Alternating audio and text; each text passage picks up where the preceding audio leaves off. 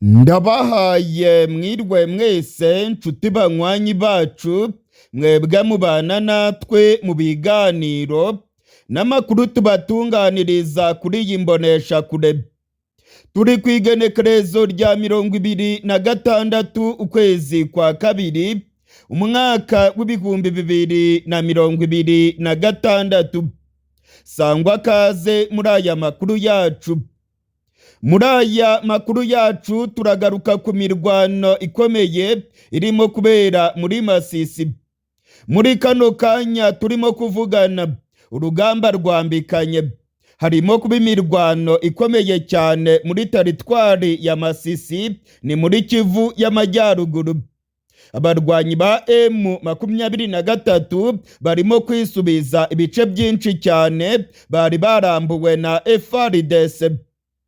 Ndasubiramwo, muri kano kanya turimo kuvugana intare za Sarambwe zarakaye.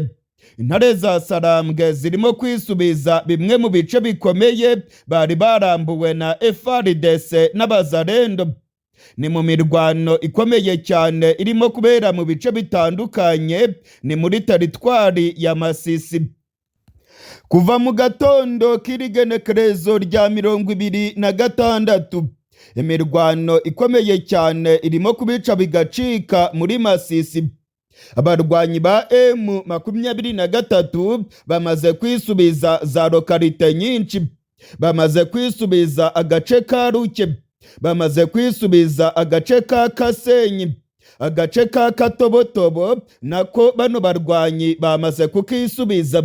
Amakuru yihuta cyane arimo kongeraho aremeza ko imirwano yamaze kugera mu gace ka Kazinga. Imirwano ikomeye cyane irimo kubera muri Kazinga, ndetse abaturage benshi cyane bataye izabo. Muri kano gace ka Kazinga intare za Sarambwe naho zirashaka kuhisubiza. Biribonekeza rero ko imirwano irimo kubica bigacika. Mu gatondo k'igenekerezo abasirikare benshi ba Kongo n'abazarendo baguye mu gace ka Kasenyi, ndetse amakuru yandi aravuga yuko imodoka z'igisirikare cya Kongo zacakiriwe mu gace ka Katobotobo. Biribonekeza rero ko urugamba rukomeye, ndetse intare za Sarambwe zamaramaje zirashaka kwisubiza ibice byose zambuwe na FARDC.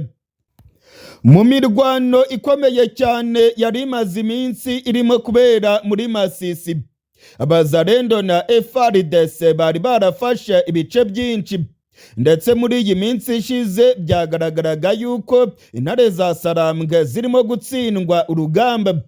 Kuri iyi nshuro rero ibintu byahinduye isura. M23 irimo gusubiza inyuma FARDC, ndetse irimo kwisubiza ibice byinshi cyane yari yarambuwe n'igisirikare cya Kongo n'abazarendo. Muri iyi mirwano yabaye mu cyumweru gishize, abasirikare ba Kongo bari barimo kwigamba ko bafashe agace ka Mahanga. Abasirikare ba Kongo kandi bigambaga yuko bafashe agace ka Kazinga ndetse na Ndete. Amakuru kandi akemeza yuko ibice byinshi cyane muri segiteri ya Osobanyungu byari byarigaruriwe na FARDC n'abazarendo. Kuri ubu ngubu rero ibintu byahinduye isura. Amakuru mfite aremeza ko intare za Sarambwe zirimo guhondagura FARDC mu buryo bukomeye.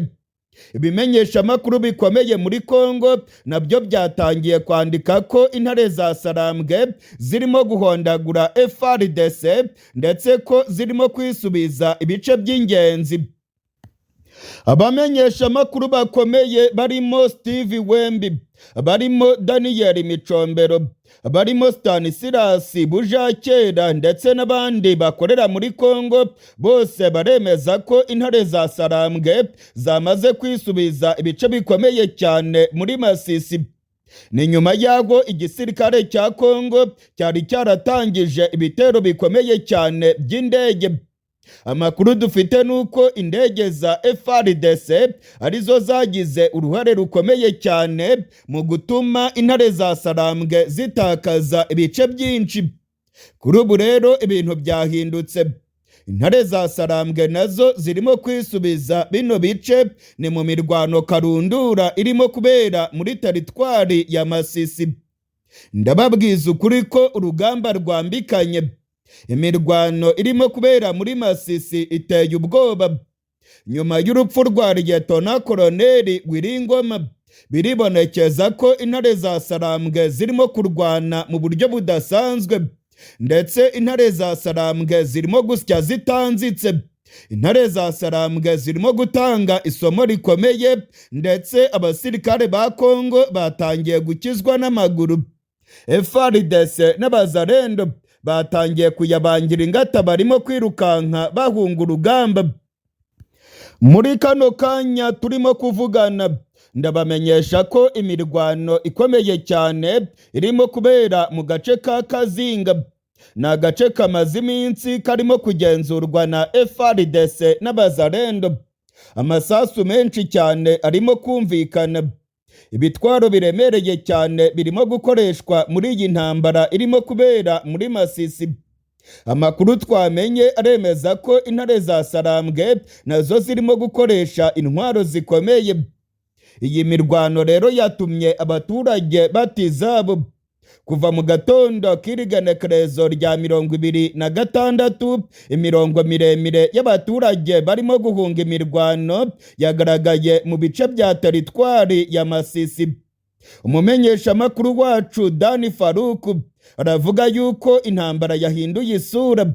Mu minsi ishize FARDC niyo yari ifite ingufu, ariko kuri uyu munsi biribonekeza ko intare za Sarambwe noneho zagarukanye morale yo ku rwego rwo hejuru, aho zirimo guhondagura FARDC n'abazarendo.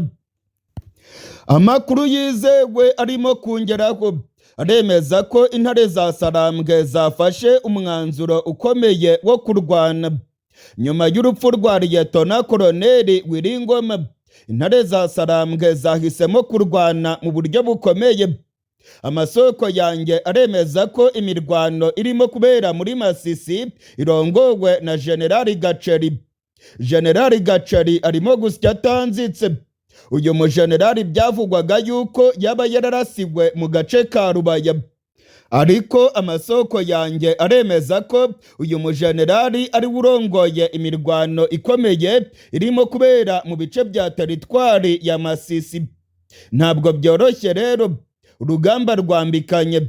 Intare za Sarambwe zirimo gushushubikana FARDC, ndetse zino ntare za Sarambwe zirashaka kwisubiza ibice byose bambuwe na FARDC n'abazarendo. Nshuti banywanyi bacu, ni munyemerere aya makuru yacu tuyahere ku rugendo rukomeye cyane rwa Perezida Tshisekedi wa Repubulika ya Demokarasi ya Kongo. Ni urugendo yagiriye i Paris mu gihugu cy'Ubufaransa. Ibiganiro bikomeye cyane Perezida Tshisekedi yagiranye na Emmanuel Macron byerekanye neza ko Abafaransa bamaze gufata uruhande, ndetse Abafaransa bemereye Tshisekedi ko bagiye kumufasha ibishoboka byose. Amakuru dufite aremeza neza ko Emmanuel Macron yemeye gutanga intwaro ku gihugu cya Kongo, ndetse amakuru aremeza yuko hari ubufatanye bukomeye mu bya gisirikare Abafaransa barimo kugirana n'igihugu cya Kongo. Ndetse Emmanuel Macron akaba yemereye Tshisekedi ko bagiye gukora ibishoboka byose maze akamufasha gutsinda intambara arimo kurwana mu burasirazuba bw'igihugu. Mu biganiro Perezida Tshisekedi yagiranye na Macron, bongeye kunebagura cyane igihugu cy'u Rwanda. Bongeye kuvuga u Rwanda rwose bararuvuga, bavuga yuko ngo rurimo guhonyanga amasezerano y'amahoro, ndetse bavuga yuko ngo u Rwanda rutarimo kubahiriza amasezerano ya Washington. Igihugu cy'Ubufaransa ndetse na Kongo bongeye kuvuga ko ngo u Rwanda rufasha abarwanyi ba M23, ndetse bavuga yuko ngo abasirikare b'u Rwanda bakiri ku butaka bwa Kongo. Igihugu cy'Ubufaransa ndetse n'igihugu cya Kongo bavuze u Rwanda Kongo rurimo gufasha abarwanyi ba Generali Makenga, ndetse bavuga yuko ngo u Rwanda rwabatengushye. Ibi byose rero Tshisekedi yabikoze ari nko kujya kurega u Rwanda i Paris mu gihugu cy'Ubufaransa. Tshisekedi ntacyo atakoze kugira ngo anebagure cyane igihugu cy'u Rwanda ndetse yerekane ko ngo aricyo kirimo guteza ibibazo muri Kongo. Nyamara u Rwanda rwerekanye inshuro nyinshi ko ibibazo bya Kongo ari ibibazo by'abakongomani ubwabo, ndetse u Rwanda rwerekana ko ibibazo bya Kongo byatewe n'imiyoborere mibi ya Kongo ndetse no kuba Kongo irimo gufasha FDLR. Ikintu cyagaragaye muri bino biganiro byabereye i Paris mu gihugu cy'Ubufaransa nuko Tshisekedi arimo kureshya ibihugu bikomeye kugira ngo bijye ku ruhande rwiwe. Perezida Tshisekedi arimo gutanga amabuye y'agaciro ku bihugu bikomeye kugira ngo nabyo bimushyigikire maze bimufashe kurwana intambara. Icyo nababwira nuko intambara ya nyayo aribwo igiye gutangira mu burasirazuba bwa Kongo.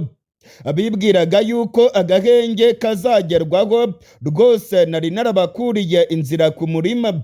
Nyuma rero y'aho Tshisekedi avuye i Paris mu Bufaransa, nimwitege intambara ikomeye kuko Abafaransa nabo bamaze kwinjira muri iyi ntambara, noneho bari ku ruhande rwa Tshisekedi ndetse biyemeje gufasha Tshisekedi kugira ngo atsinde iyi ntambara arimo kurwana mu burasirazuba bw'igihugu.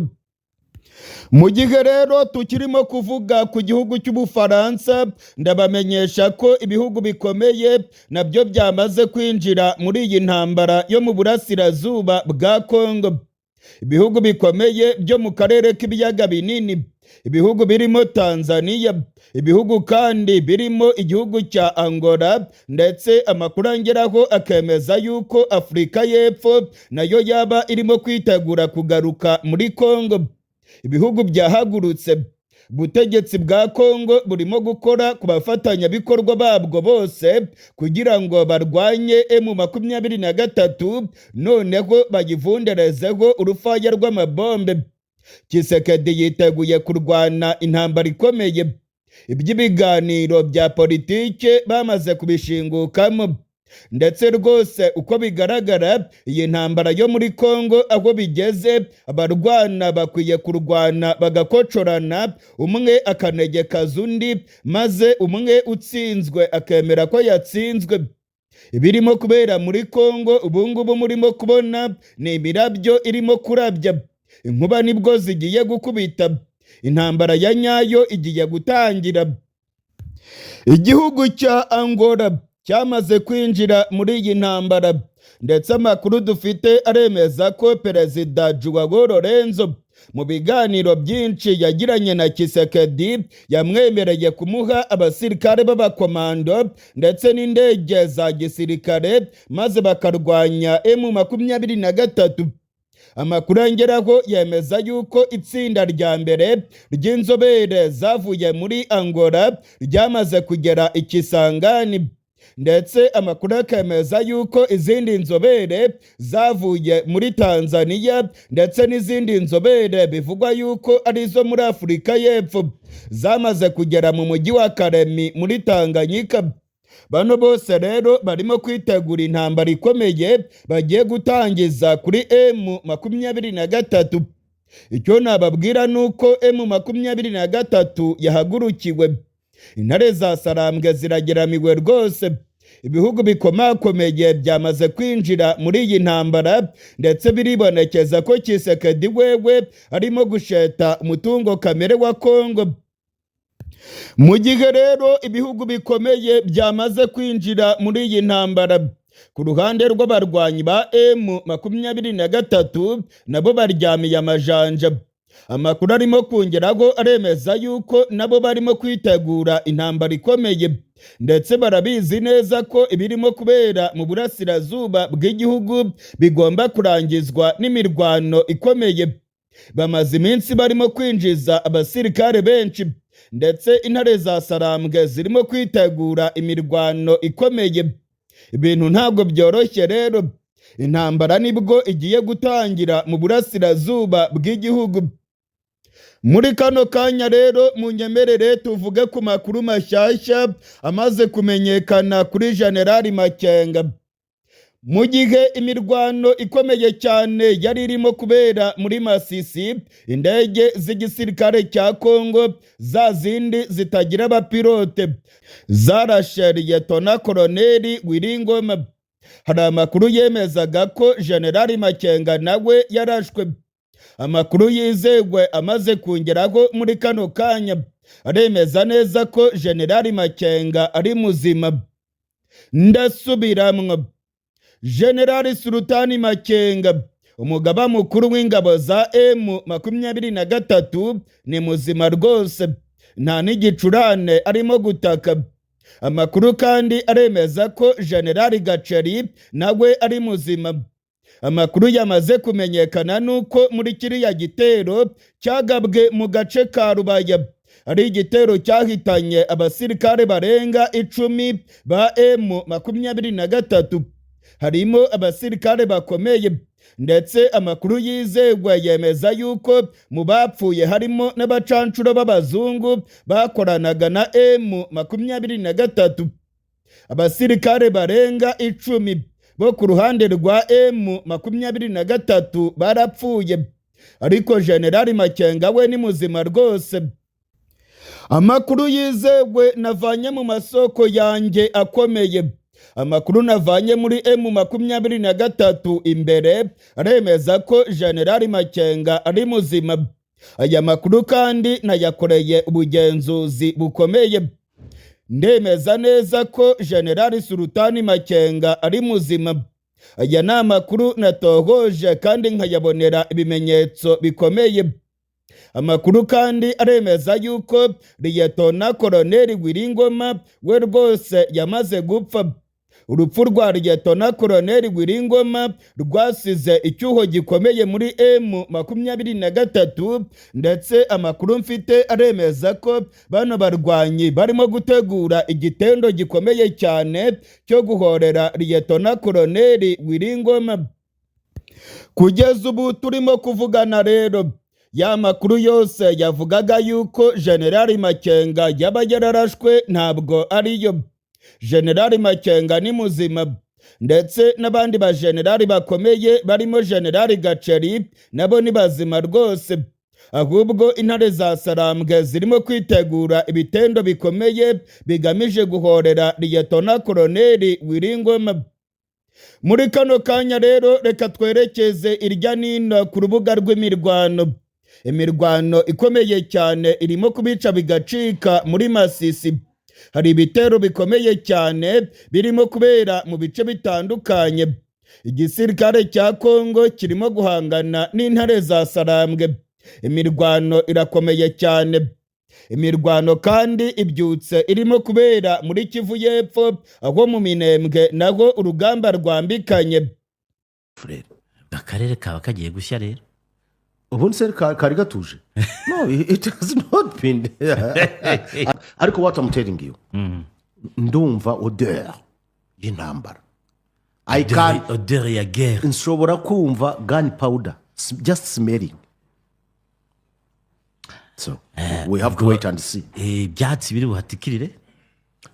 Well, if you can avoid it, please avoid it. If you can win it without firing a single bullet, please do. What do I say? Niba ushobora kwirinda intambara wayirinda.